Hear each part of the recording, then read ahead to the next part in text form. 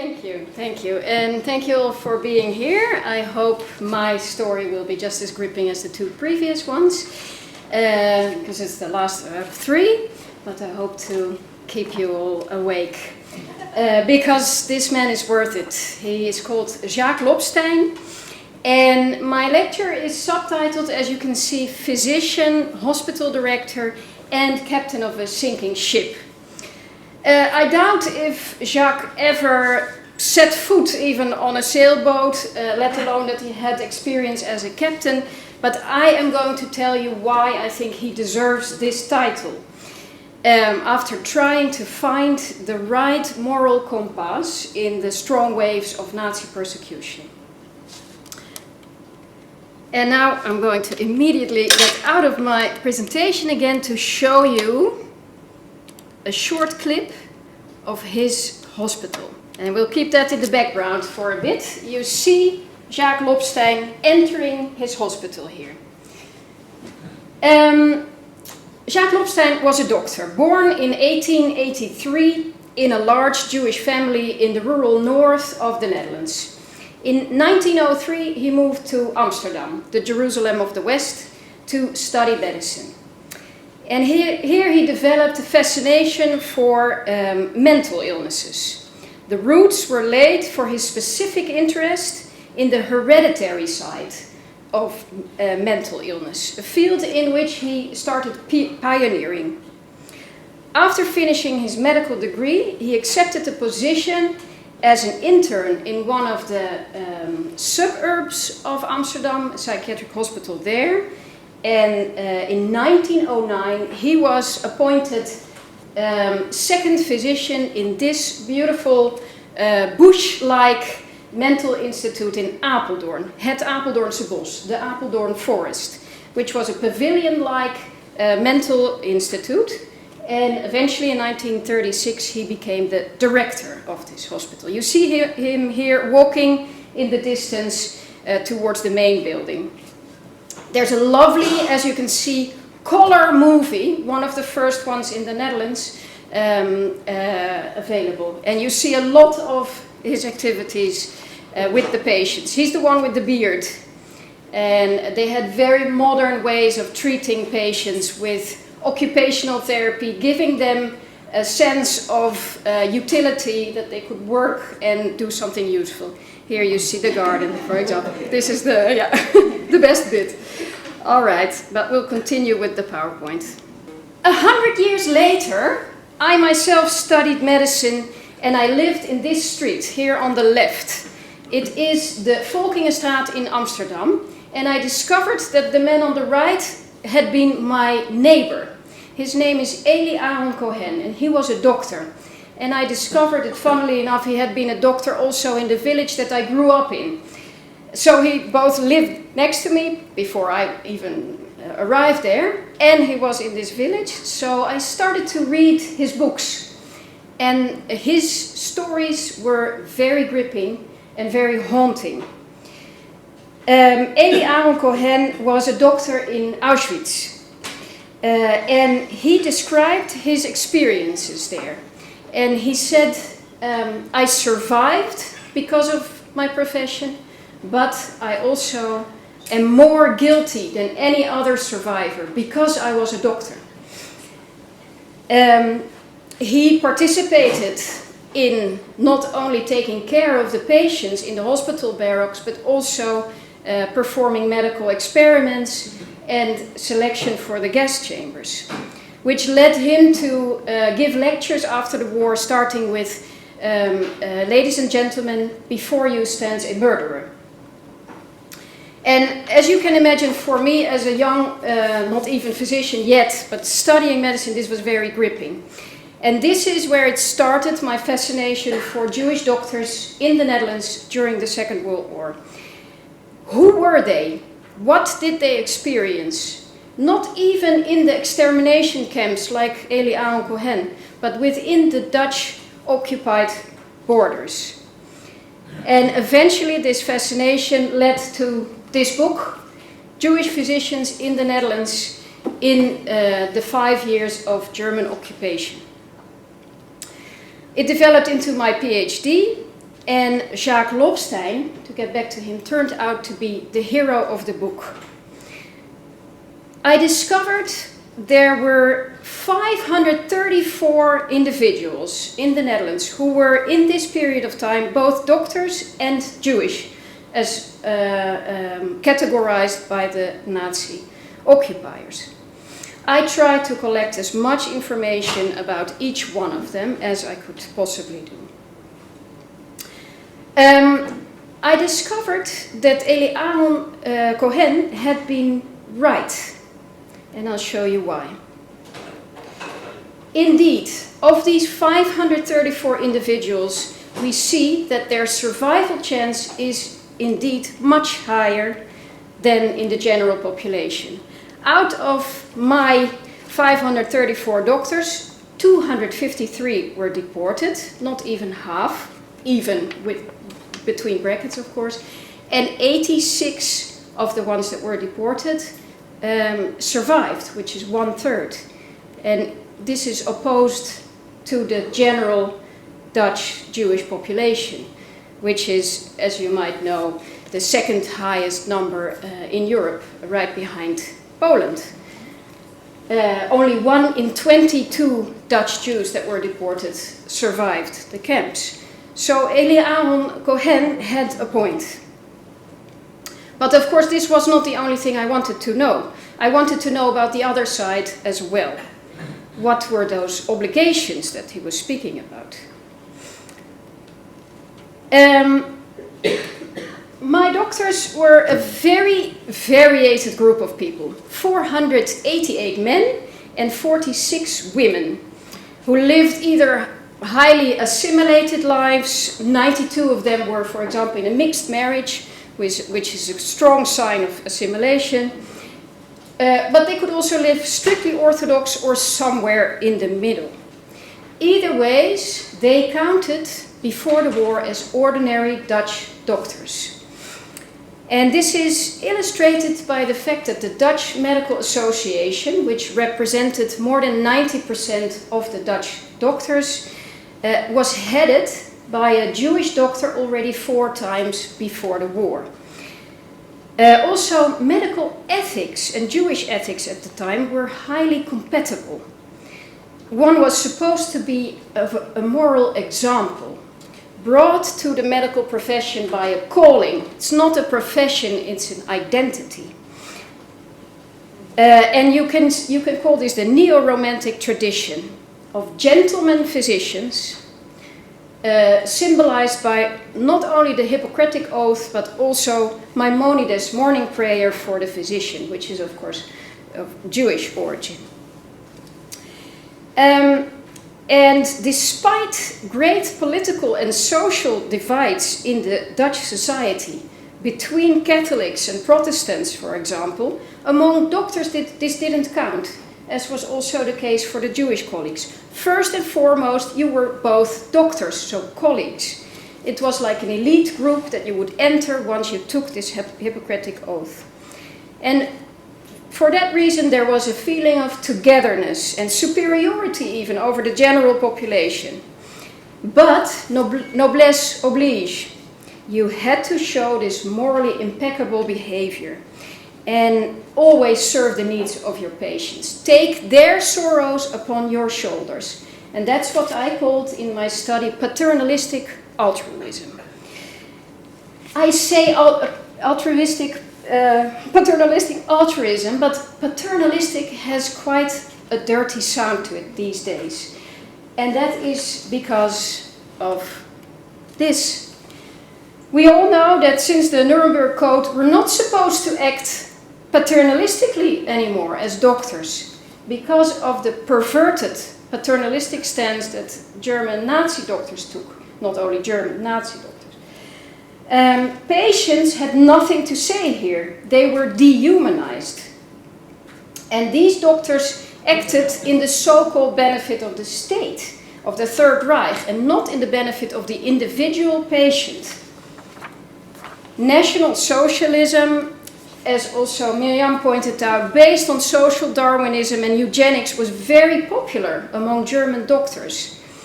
and contributed to the popularity of the thought in general.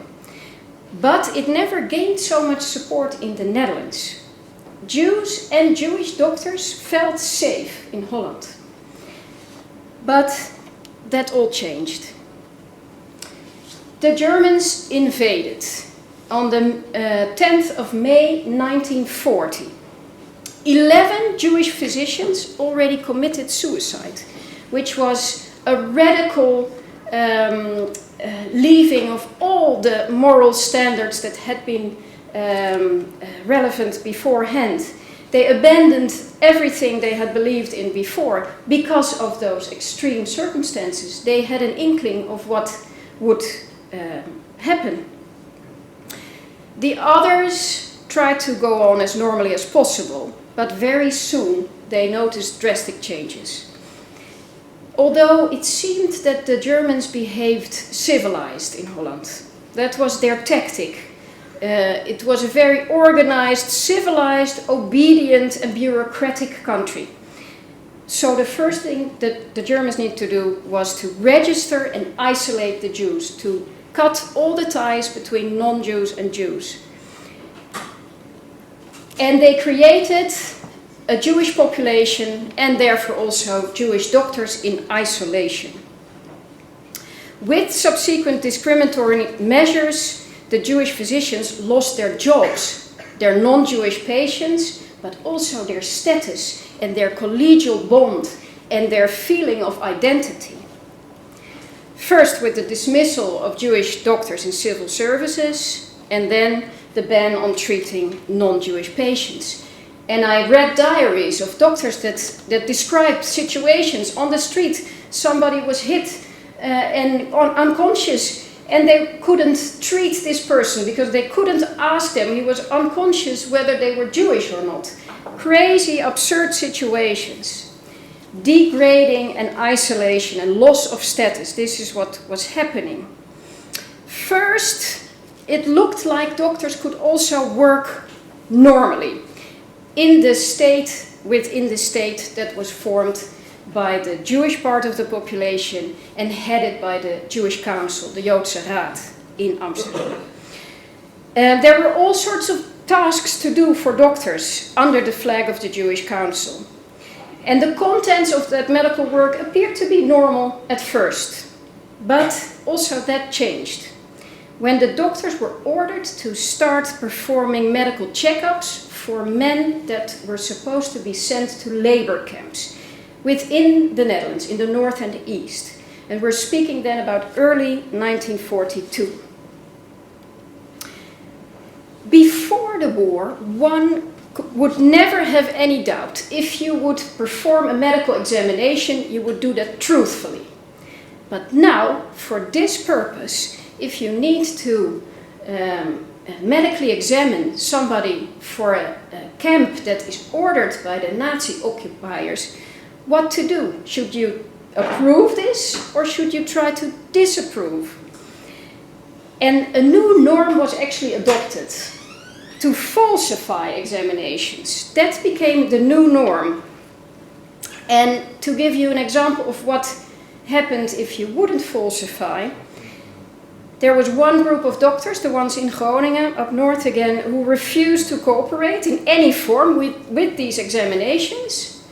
And then Nazi doctors performed the examinations and everybody was sent to these camps, which in hindsight was the first step in deporting them further. So a new medical norm was adopted to try and find something with which you could disapprove somebody for labor. So you probably suffer from headaches, don't you? No? Well, then you're likely to have a walking impairment. Not at all. Then you must have a heart condition. Really? Then I declare you unfit. You are a Meshuggah. This is the joke even that went around in this time. It is absurd under normal circumstances. But this is where what I call medical sabotage, medical resistance started.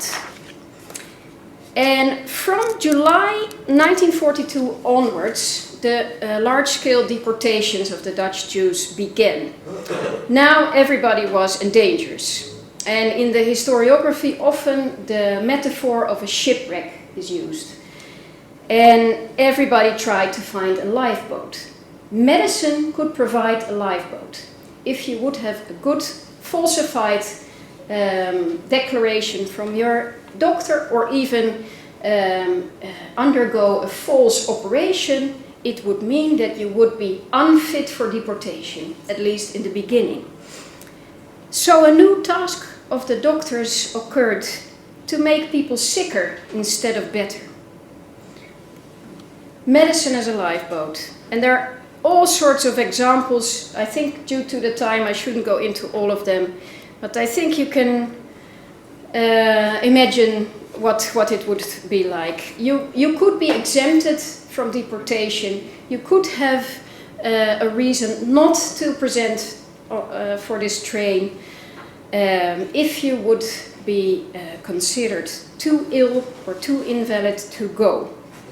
But of course for the doctors this gave all sorts of moral questions. Could you actually cut in a healthy, not even patient, person? What about the first do no harm rule? What about people that begged you for help with suicide or abortion? Should you do that? All sorts of dilemmas during this deportation phase came up.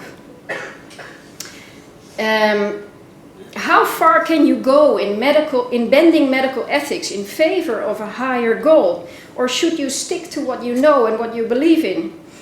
And in my book, one can see that each of the 534 individuals struggled in a different way. Overall, one can see that medical sabotage, what I just described, was used frequently and was widely accepted.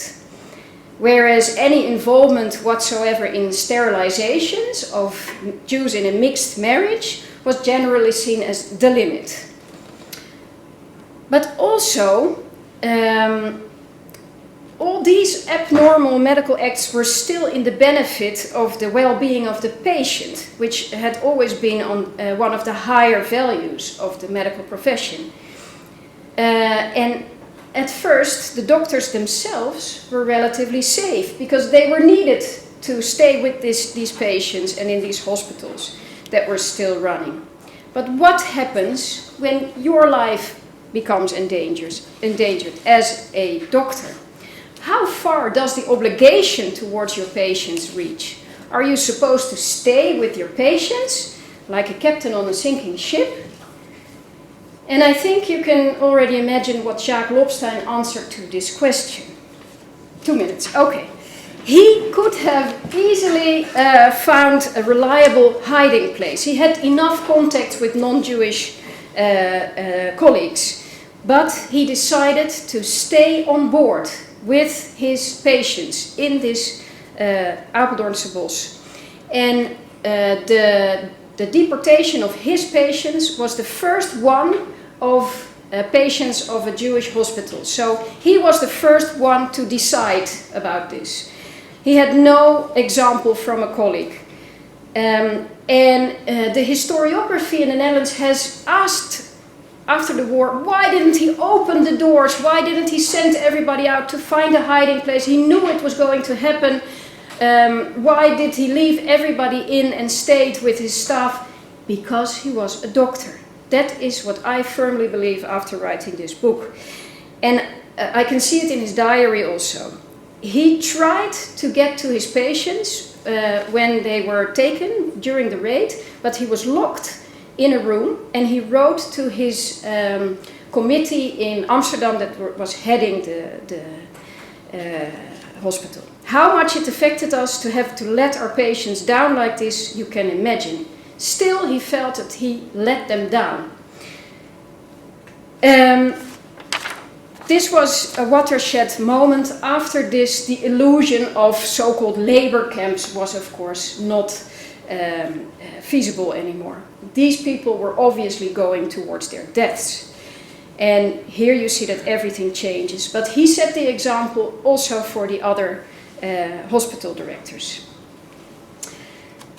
And I think he did that because as a doctor, I don't know if you know the floating pyramid of altruism, you yourself are on the top and you take care of the layers below you. Your children, your family, your friends, your acquaintances. I think for these doctors, the patients were very high up.